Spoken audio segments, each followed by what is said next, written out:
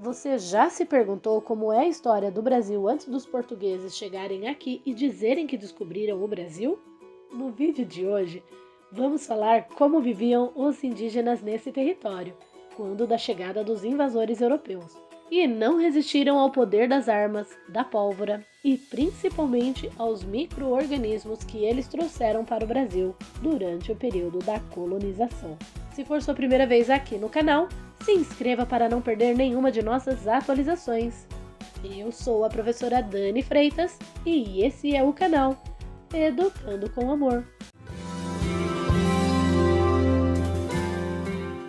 A gente sempre estuda a história do Brasil a partir da chegada de Cabral. Mas o que tinha antes por aqui? As terras, que hoje chamamos de Brasil, eram muito bem habitadas antes dos portugueses aqui chegarem.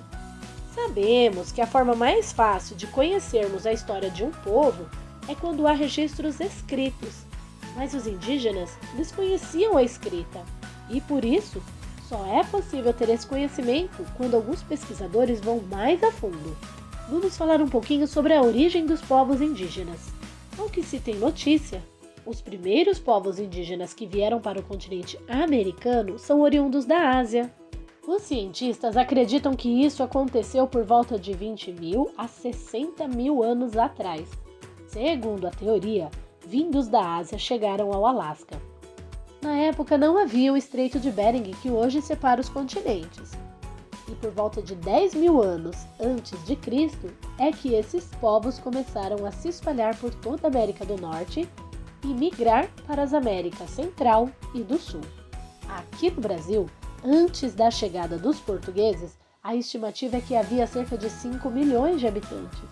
Inicialmente, acreditava-se que haviam apenas 4 etnias indígenas aqui no país por causa dos idiomas que falavam. Eram eles os tupis-guaranis, os Ges ou tapuias, os aruaques ou maipurés e os caraíbas ou caribes. Como as tribos tupis-guaranis eram as que sitiavam o litoral brasileiro, foram com essas etnias que os portugueses tiveram mais contatos. Mas sabemos que até o século XX existiam nações indígenas que não haviam tido contato nenhum com o tal homem branco, ou com o não indígena. A etnia tupi-guarani possuía aldeias numerosas, em alguns casos mais de 700 integrantes.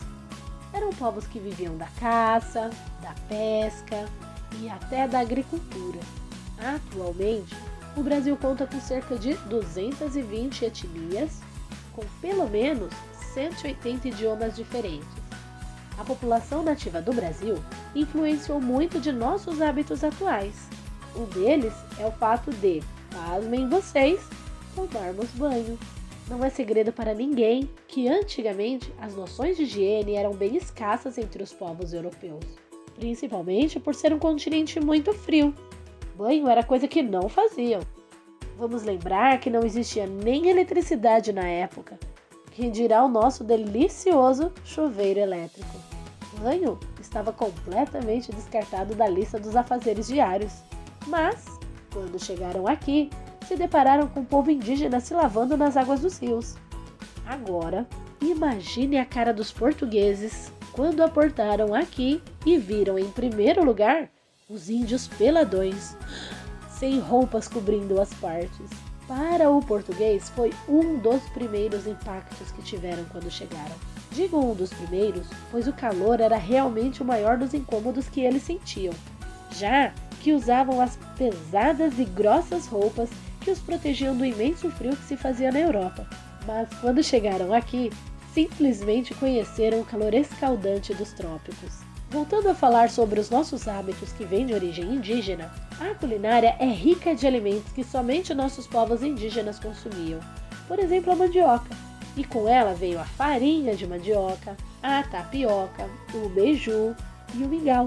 Também consumiam pipoca, dentre outros tantos alimentos deliciosos que consumimos. Conhece alguma comida de origem indígena que não citei aqui? Deixe nos comentários para que possamos ampliar nossos conhecimentos. Outra coisa que os indígenas nos ensinaram foi a utilização de folhas para fazer chás como remédios. Os índios eram detentores dos conhecimentos de muitas ervas que aqui existiam. e com elas se utilizavam para curar as doenças que porventura eram acometidos. Na música, na dança, no artesanato, também temos muita influência indígena. E tem um apetrecho que muita gente gosta de utilizar: a nossa velha e querida rede. É muito bom ficar deitado numa rede vendo a vida passar, não é mesmo? E se você gosta disso, agradeça aos nossos primeiros habitantes. A cultura indígena é tão importante que é comemorado em um dia específico do ano. Dia 19 de abril é considerado o Dia do Índio. Os povos nativos do continente americano foram batizados por Cristóvão Colombo de índios, já que ele pensava que estava nas Índias. Cristóvão Colombo é conhecido entre os europeus por ser o descobridor de um novo continente, a América. Mas esse é conteúdo para outro vídeo. Com a chegada dos brancos europeus, os povos indígenas também se beneficiaram em algumas partes. Por exemplo, desconheciam o cavalo e a troca de mercadorias que houve entre esses povos foi de grande valia para os nossos nativos. Os indígenas aprenderam a montar e suas caçadas passaram a ser mais facilitadas do que quando as faziam a pé, mas nem tudo são glórias. Com as coisas boas, também vieram as coisas ruins, e as muito ruins também. Os europeus trouxeram doenças como a varíola. Os nativos não estavam preparados para essas doenças que até então eram desconhecidas entre eles, e não haviam remédios para curá-las. Com isso, muitos indígenas chegaram a falecer. Eu diria que milhares de índios sucumbiram às doenças dos brancos. Os europeus se intitulavam donos das recém-encontradas terras, mas os indígenas não aceitaram tudo de boas, não. Muitos lutaram até a morte para defender o que era deles. Agora vamos imaginar você, quietinho na sua casa, jogando seu game predileto. De repente, chega uma pessoa qualquer, invade sua casa sem lhe pedir licença e fala que dali por diante essa casa não seria mais sua, e sim dele, e que você deveria trabalhar para ele para que tivesse o direito de continuar morando nela. Será que você ficaria pistola?